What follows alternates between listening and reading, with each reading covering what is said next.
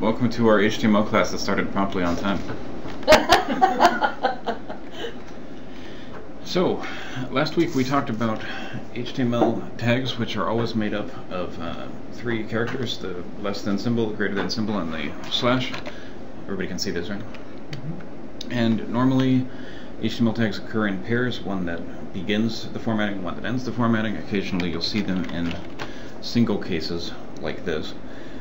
BR tag that is self-contained because a line break doesn't, it doesn't start and then end later. It's just one occurrence. The other aspect that we talked about are attributes, which modify the tag. For instance, you have an image tag, but you have to specify a file name to go with it. Same thing over here. You might have an anchor tag, which has to refer to a link somewhere on the web. So that's the basic formatting of HTML, but what we didn't talk about yet is nested tags. We touched on them briefly. If you have formatting that is both bold and italics, then you should end with italics first and then with bold, so that they're properly nested inside of each other no matter how many you have. But even within that, there are certain kinds of tags that are a little more complex. Let's start with lists. For instance, you've seen bulleted lists on websites, which are an unordered list, or UL tag. And within that, you would have a list of items. So list items is the tag for each one. Let's say we're going to make a list of colors.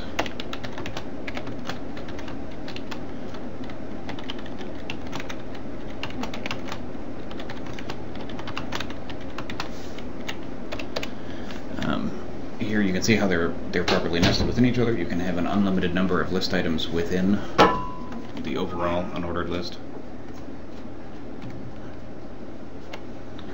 And that's how you make a bulleted list on the web.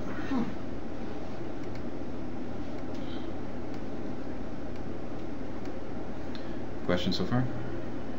Can you change the bullets to different things? Just curious. Sure. You can change the bullets to numbers. You can make an ordered list, which is the other kind of list that you see. So OL instead of UL will automatically number for you. You can nest lists inside of lists. And you can put formatting within these too if you want to. For instance, if you want one of these to be specially formatted,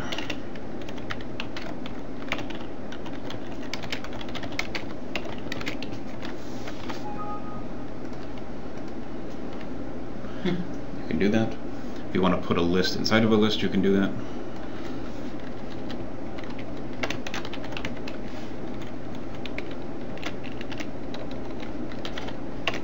Just be careful not to lose track of where your tags begin and where they end. Right.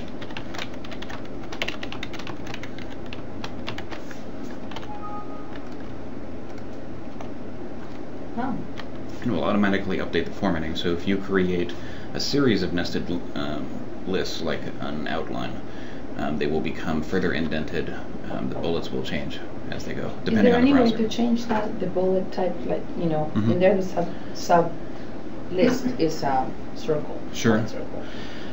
There are ways to vary that just a little bit within with using CSS. If you look online for HTML bullets, you can find that. And there's ways to make the numerals different, so you can do numerals like this. You can do Roman numerals. You can do letters, both uppercase and lowercase, if you want to create a nice outline. Right. If you search online for HTML lists, you'll find all of that. Cool. If you really want to get fancy with bullets, though, you need to create an image for each one and then actually put each one on its own line. So this is where HTML starts to get a little bit complicated, when you have nested tags inside of nested tags inside of nested tags. And that's why I recommend, with your formatting, to indent as you go. It's a little easier to read. Perhaps these tabs are a little too far out.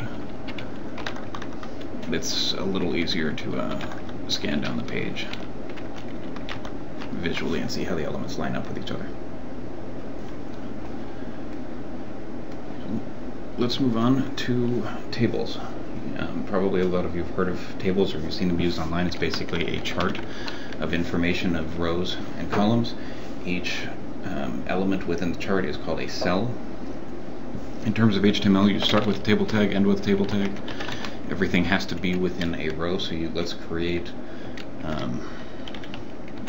a chart of states and project managers. Why not? Put you on the spot, right? So we're creating, with tr tag, we create a table row. And then within that row, you can have either headers or ordinary table cells. So across the top, we would put in table headers saying state and project manager. Then we would create another row in order to create an ordinary cell that's just TD for table data. Most of the time TD is what you're going to use. The only difference with TH is special formatting.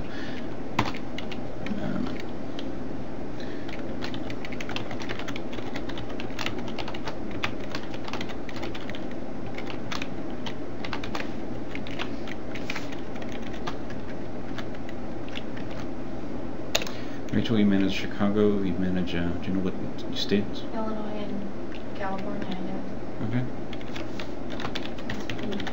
Yeah, it does when you think of it differently.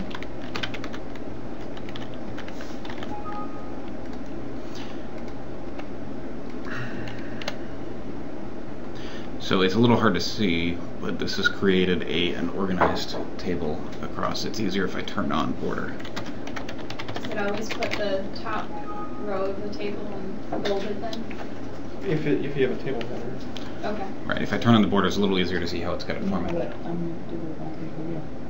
Is there a way to left justify state?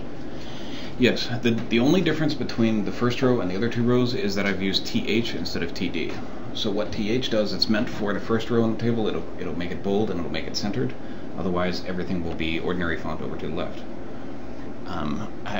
It's pretty rare to see TH used just because it comes with its own formatting already. Normally, you use TD and you apply what formatting you want to it.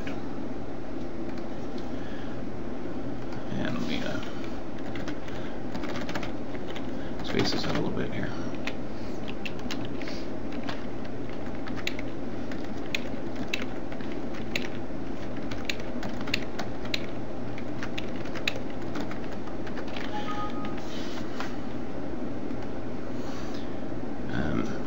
You can center something within, so you can have align equals center. You can have align equals right if you want to.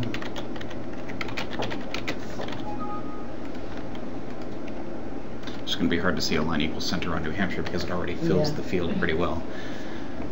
In fact, you can make that wider. It's like editing an image. You can set different widths for things if you want to, different heights for things.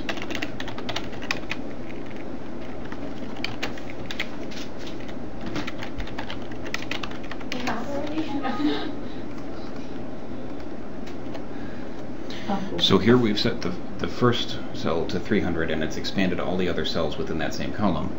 The field called Hannah we've made 100 pixels high, and that's stretched the other ones within the same row to be the same height. So as you can see, it starts to get complicated when you have this effect. Questions so far? Let's say you want to span one, since Illinois and California are both Rachel states.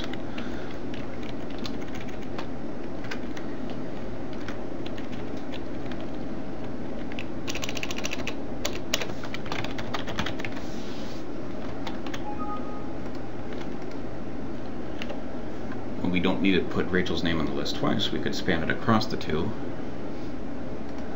by putting in row span.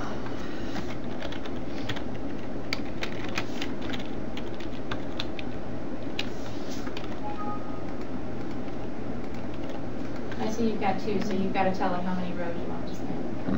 It'll automatically span the number of rows that you tell it to put in. If I were to accidentally leave that field in, because the way it does is you don't need to specify a second table data within that row because it's already filling in one automatically. If I were to leave in that by mistake, we now have too many Rachels in the table. So you wind up with an extra one over to the side. Okay.